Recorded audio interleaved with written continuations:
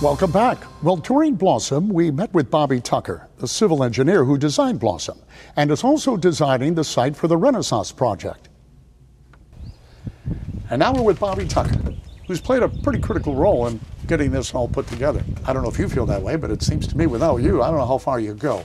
You're a civil engineer, Bobby. Tell me, how in the world do you begin Blawesome Farms or eventually the Renaissance Fair? How does that all work? Well, I mean, my relationship with the Sorensen started helping with planning and designing and doing some hardscape install at Blawesome Farm. And, you know, it seemed like a natural fit. It was a good relationship. Really enjoyed got to know the mission of what they're about, and kind of know more about their values, and have met the other partners. So that's kind of the starting point, is really understanding the vision.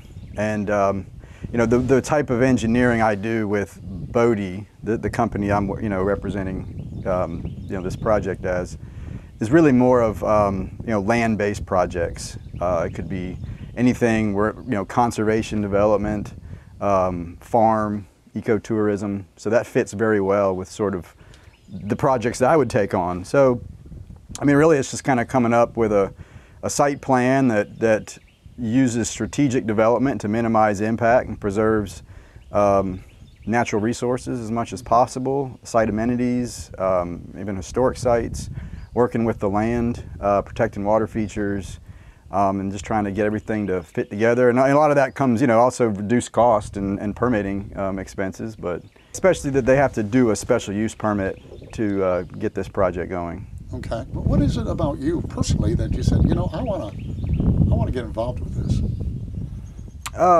Gosh, I mean, just great people involved with a good mission that's trying to put these kind of projects in our greater community, for one. But I mean, if you're looking at the specific mission of their program, I mean, anytime you can support, not the underdog per se, but those that are underserved, and you know, you find trying to see the innate wisdom in things that aren't like that we're taught. You know, it might be the wisdom and the knowledge of animals, of plants, people with, you know, intellectual development disabilities, for instance. Tell me, the Renaissance Fair, which sounds like it's going to be really cool.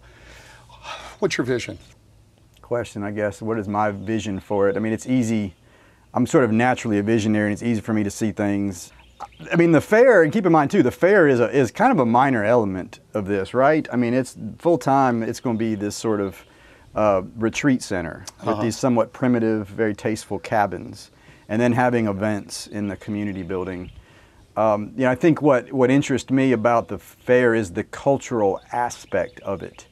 You know, that's representing a period of time that may stem to, you know, medicinal and cultural practices and agricultural practices that are sort of part of what we do as well in just terms of regenerative agriculture and coppice agroforestry, how we work with natural building materials. I mean, it's not, when Rebecca told me this plan for the Renaissance Fair on top of everything that she's doing here, I mean, I chuckled a little because I was like, I was just picturing people with special needs, like on horses, jousting, and I was like, that doesn't seem like a good idea. But when she explained it to me, I was like, oh yeah, I get that. So yeah, that alone, and when you look at the ecosystem, the things that appeal to me, which is kind of this grove. You know, you have these mature trees, often pollarded. When you look at like old Europe, and how they've managed these landscapes, like that's sort of what I think I see being created. Do you get a certain satisfaction when they take pleasure from the designs? Yeah, I mean, it's just knowing that it's you hear about it. Sure. Yeah, so I take enough satisfaction in that. But I would look forward to coming and spending time at these events, no doubt about it. A project like Blawsome's Renaissance Fair can't be built without architectural expertise. Michael Spinello joins us to give us his perspective. Michael, thank you for taking time. Welcome to the show. My pleasure. Thank you. How about we start with a little bit about Michael? Give us your background, if you would, sir. I grew up in California, but I migrated to the southeast and ended up going to Auburn University to study landscape architecture for my undergraduate degree.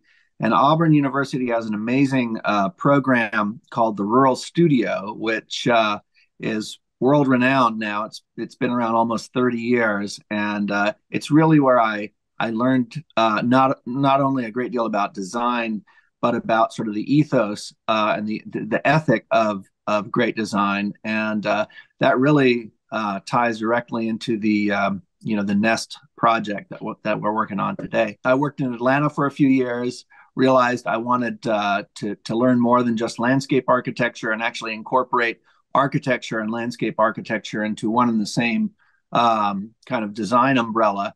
So I went to MIT for a graduate school, and now I have a private practice incorporating architecture and landscape architecture. Well, Rebecca's very infectious. She gets people on board, and you can't help but want to help, right?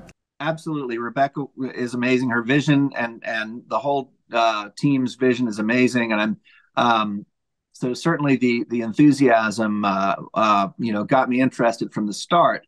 But what really made this a personal venture for me was that my son is actually on the autism spectrum.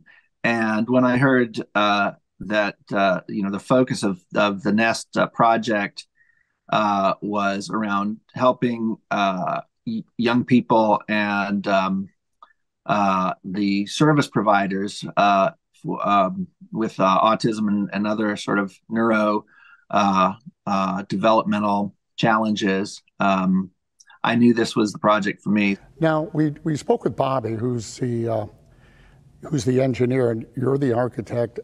How do the two of you work together on something like this? And he too has the same kind of vision, I guess, with the land and what he does. How do the two of you work together? Well, we had an initial meeting, and we understood the nature of the site and really of Bobby's initial site plan, which works very well, utilizing the sort of the natural features of the site. And really, we came to the same understanding of what the goals of the project was, and we were completely on the same page as far as that goes. And we collaborate in terms of how the buildings will become integrated into the site per the initial site plan that he and the team developed. When you design, do you design with the thought that there are peoples of different abilities? Actually, they're going to be utilizing this space. What do you do differently, if you do anything differently? In general, I like to try to integrate accessibility into the nature of the design itself. And I think we can utilize the existing topography for that. So thinking about the cabins and how we can create easy access up into the cabin. What's your goal ultimately when it's all said and done? I know that Rebecca and the whole Nest team, the ultimate vision is to help young people with challenges to be successful and to learn new skills. And I hope that comes to be, and I'm sure that it will, given their passion and their focus in making this happen. Well, I can't wait. It's too far off in the future. Maybe not for you, but for those of us waiting for it. Michael, what a pleasure to meet you, and thank you for what you're doing and joining us today. Thank you so much, Bill. When we come back, we're talking to the production company following the project from start to finish.